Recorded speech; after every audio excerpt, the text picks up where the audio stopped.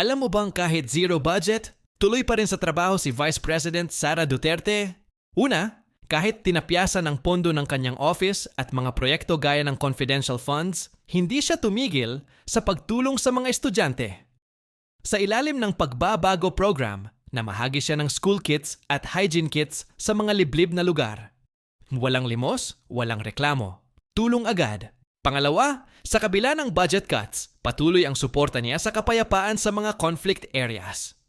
Sa mga lugar gaya ng Mindanao, nakikipagdialogo siya sa mga leader para maiwasan ang gulo at tuloy ang kaunlaran. Pangatlo, sa kanyang pagiging kalihim ng DepEd, nilabanan niya ang problema ng red tagging at disinformation, habang patuloy na sinisikap ayusin ang kalidad ng edukasyon.